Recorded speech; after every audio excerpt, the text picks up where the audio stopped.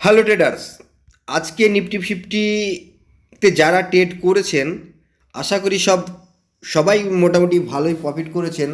তো যাই হোক, মার্কেট খুব সুন্দর ছিল। আর আমি গত কালকের ভিডিওতে বলেছিলাম যে নিফটি ফিফটি ঠিক যেখান থেকে বলেছিলাম যে নামবে ঠিক সেখান থেকে নিফটি ফিফটি নেমেছে।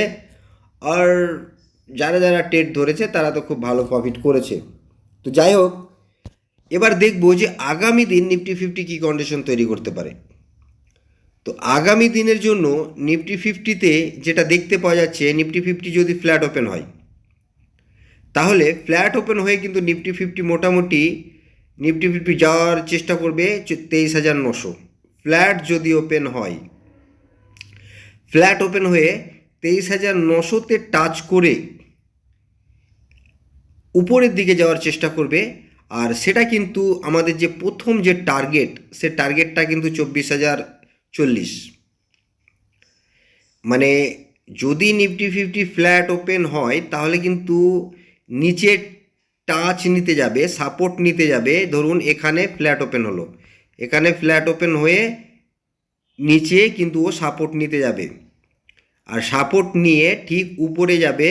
আর প্রথম যে টার্গেট সেটা কিন্তু 24,040। এই 24,040কে যদি ব্রেক করে তাহলে নিফটি ফিফটি একদম যাবে 24,200। এখান থেকে কিন্তু মার্কেট পড়তে পারে। এটা হচ্ছে ফ্ল্যাট খোলার ক্ষেত্রে। আর নিফটি ফিফটি যদি গ্যাপ আপ ওপেন হয়, সাপোজ 24,040-50-এর উপরে যদি গ্যাপ আপ ওপেন হয়ে যায়, উপরে 24,040-50-এর উপরে যদি গ্যাপ আপ ওপেন হয়ে যায়, আর উপর দিকে যদি 40-50-এর উপরে যদি সবুজ ক্যান্ডেল ক্লোজ দেয়, তাহলে আমরা এখান থেকে একটা উপরের দিকে ট্রেড নিতে পারি। আর আমাদের টার্গেট কিন্তু থাকবে 24,200। যদি আবারও বলছি 24,040-50-এর উপরে যদি গ্যাপ আপ ওপেন হয় আর নিচের দিকে শুরু করে উপর দিকে যদি বডি ক্লোজ দেয়, তাহলে পারে আমাদের টার্গেট থাকবে 24,200। আর 24,200 থেকে কিন্তু মার্কেট পুনরায় নিচে পড়ার সম্ভাবনা, এটা কিন্তু মাথায় রাখতে হবে। আর যদি 24,040-50-এর নিচে, মোটামুটি 24,030-এর নিচে যদি গ্যাপ আপ ওপেন হয়ে যায় নিফটি ফিফটি, আবারও বলছি 24,030-এর নিচে যদি গ্যাপ আপ ওপেন হয়ে যায় আর উপর দিকে শুরু করে নিচের দিকে যদি লাল বডি ক্লোজ দেয়, তাহলে আমরা এখান থেকে নিচে ট্রেড নিতে পারবো। বোঝাতে পারছি তো? 24,030-এর নিচে যদি গ্যাপ আপ ওপেন হয় আর উপর দিকে শুরু করে নিচের দিকে যদি লাল কোনো ক্যান্ডেলের বডি ক্লোজ দেয়, তাহলে আমরা নিচের দিকে একটা ট্রেড নিতে পারবো। ফার্স্ট টার্গেট থাকবে আমাদের ঠিক 23,900। ফার্স্ট টার্গেট 23,900, তারপর আমরা টেল করতে করতে নিচের দিকে এগোবো। ঠিক আছে, এভাবে আমরা এগোবো। আর যদি এখান থেকে পুনরায় আবার যদি গ্যাপ আপ ওপেন হওয়ার পরে এখান থেকে এসে পুনরায় আবার কিন্তু ফিরে যেতে পারে উপর দিকে, কিন্তু কালকে উপর দিকে যাওয়ার সম্ভাবনা আছে। হ্যাঁ, উপর থেকে রেজিস্ট্যান্স নেবে, তারপরে নিচে আসার সম্ভাবনা আছে। তো যাই হোক, এটা কিন্তু ফ্ল্যাট খেলার ক্ষেত্রে আর গ্যাপ আপ খোলার ক্ষেত্রে। এবার বলি যে নিফটি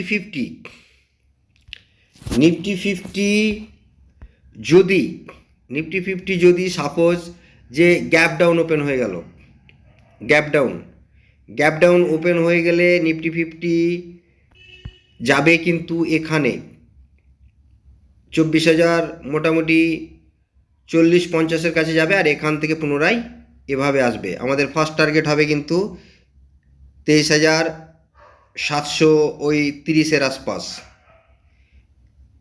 যদি গ্যাপ ডাউন ওপেন হয়ে গেলে নিফটি ফিফটি উপরে যেতে পারে। উপর থেকে উপরে যাবে কোথায়, নাহলে 24,030-32-এর কাছে যাবে। ওখান থেকে ডাইরেক্ট এইভাবে আসতে পারে, দেখতে হবে। কালকে মেলাবেন, আপনাদের যে পয়সা লুকিয়ে আছে না, সেটা কিন্তু এইখানে লুকিয়ে আছে, এইখানে। এখান থেকে যদি কেউ টেট ধরতে পারে, হয় উপরে না হয় নিচে, এখানেই আপনাদেরকে দেখতে হবে। 24,000, 30-35-এর কাছেই আপনাদের সমস্ত কিছু, যে আহ, যার জন্য আপনারা ট্রেড করছেন, সেই টাকা কিন্তু এখানেই লুকিয়ে আছে। এই জায়গাটা খুব ডেঞ্জার জায়গা, হ্যাঁ, তার জন্য বলছি। তো এইভাবে আমাদেরকে ট্রেড নেব। আমাদের ফার্স্ট টার্গেট থাকবে এটা, নিচের দিকে। যদি আমরা এখান থেকে নিচের দিকে ট্রেড পাই, তো ফার্স্ট টার্গেট থাকবে আমাদের এটা, সেকেন্ড টার্গেট থাকবে আমাদের এটা, 23,600।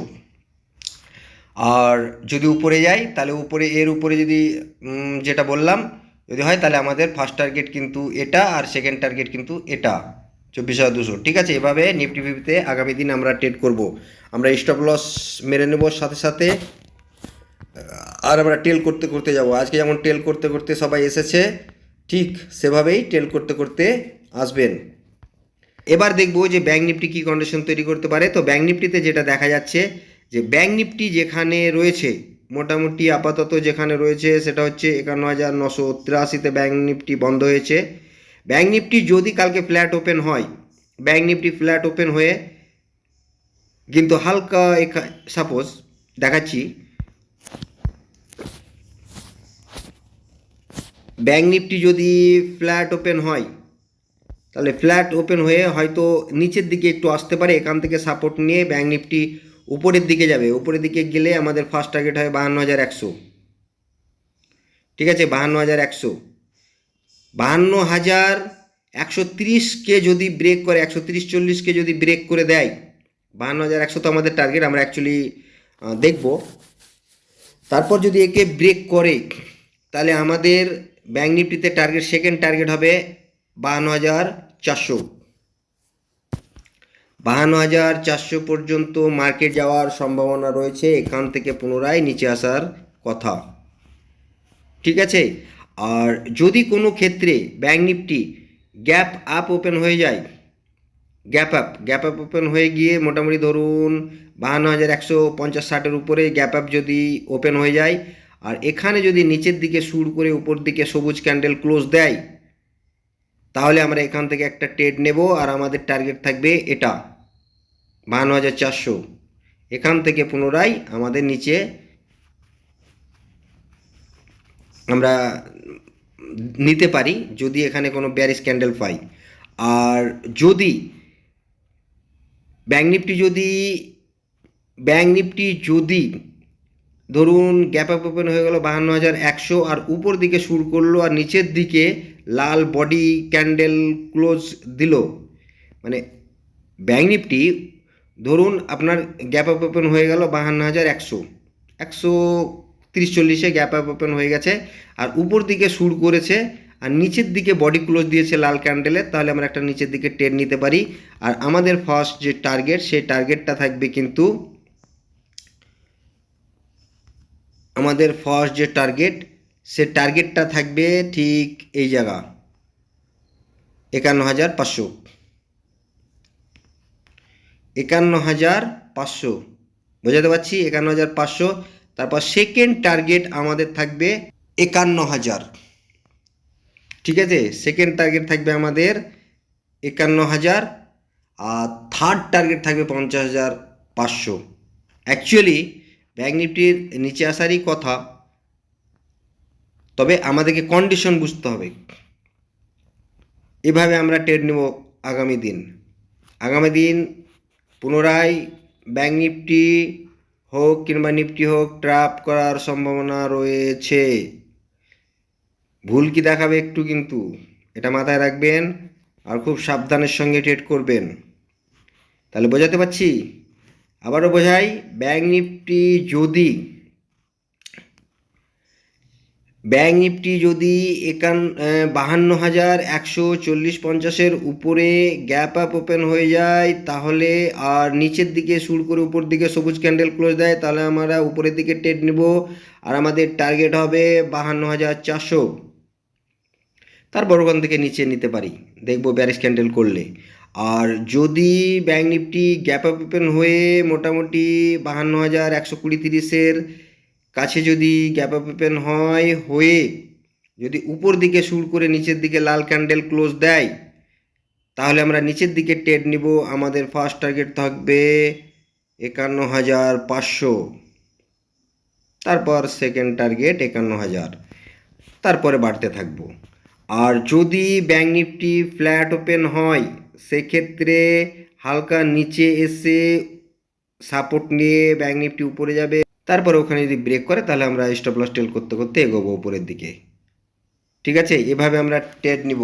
আর যদি ব্যাঙ্ক নিফটি কোনো ক্ষেত্রে গ্যাপ ডাউন ওপেন হয়ে যায়, ব্যাঙ্ক নিফটি যদি গ্যাপ ডাউন ওপেন হয়ে যায়, গ্যাপ ডাউন ওপেন হয়ে যদি ব্যাঙ্ক নিফটি কোনো নিচের দিকে শুরু করে উপর দিকে সবুজ ক্যান্ডেল করে ক্লোজ করে, তাহলে আমরা দেখব যে আমাদের টার্গেট থাকবে 52,120-30, প্রথম টার্গেট।